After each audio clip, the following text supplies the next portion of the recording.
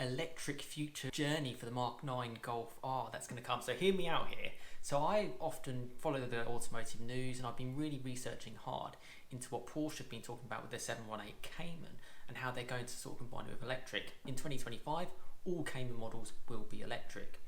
Simple as that. And Boxster models. Mid-engine sports car with just a platform fully designed for an electric motor. Now, reading what they've been talking about with this is that they've been saying that this is going to underpin future products, because that's what the Volkswagen and Audi group do.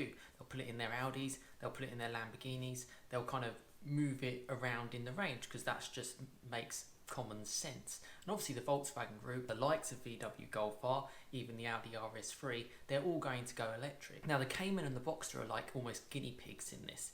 They're just sort of testing the waters, they sell them in low numbers, they're quite bespoke, quite unique, but they're talking about how this is going to work. And they're talking about this novel, I can't really pronounce it, novel battery arrangement known as the E-Core layout to try and get the best balance in weight distribution. Now we all know mid-engine cars are generally the best for handling. Why are Formula 1 cars mid-engines? It's the best thing you can get. So what they're proposing is the layout of the engine, rather than being right down at the bottom of the floor, which basically means that you have to raise the seating position when you want a low seating position, they're going to stick the batteries right behind. They've also talked about making it slightly lightweight as well, which was obviously is what you need and what the downside is of electric.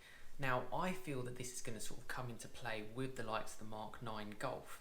So that car is going to be fully electric, but it's going to want to have something a bit more unique than say your normal GTI. Four-wheel drive and all that kind of stuff is not like a huge and amazement anymore, because it's just sort of par for the course now. So what can they do that's slightly different? They can have a package which is sort of set across all the range and just sort of reposition where sort of batteries are to have more power. Now this is something that's going to sort of appear in 2025. It's just my theory about the Mk9 Golf R. There's nothing really sort of in the works about it, but that car for me is going to sort of appear 2027, so just before sort of like the cut off in the UK where we sort of lose, well, combustion engines altogether. So this Cayman and Boxster are really going to set us apart of what we're going to see in a fun car, because that's what a Golf R is. It's fun. Same with GTI, fun. Same with an RS3, fun. That's what you're doing it for.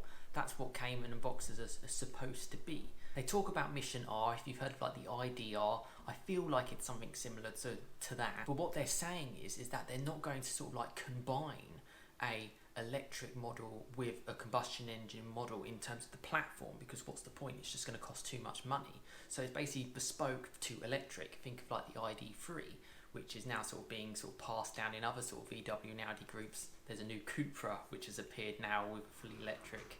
That's just the way it goes. So it's going to be fully electric. There's not going to be anything where it's going to be like this super ultra high performance petrol version. Is just not going to happen, which is really sad, but that's just where we're at. They talk about how it's heavy and that's sort of the downside. They have said there's no platform unchanged by electrification, which basically means they're going to have to do a huge amount of work. But they've actually said, Porsche have said, but the only platform within our portfolio that might not change that much would be for mid-engines cars like the Boxster and Cayman. And they've said 10 years ago we started with prototypes of electrification with this mid-engine layout, because you could use the space of the engine and transmission for the batteries. So they're already sort of thinking about this for this kind of platform, which I find really fascinating and really interesting. They've mentioned about the Taycan, who they kind of, it was early days, so they were sort of like, we need to make room for a combustion engine motor and hybrid power stuff.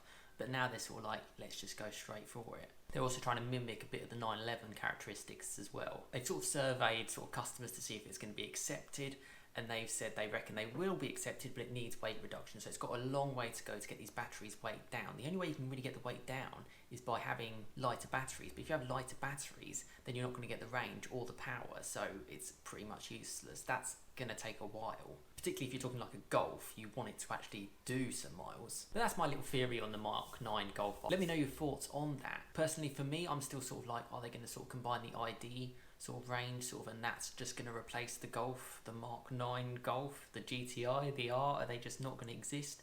Or are they going to have an own little platform of their own to kind of play around with? I think it's really, really interesting. But I think talks like this and sort of saying flat out the 718 Cayman and Boxster are going full electric is what you should be keeping an eye on. So I'm going to revert back to this 4 years time and we're going to see where we're at. Mk9 Golf R, this could be the future for it.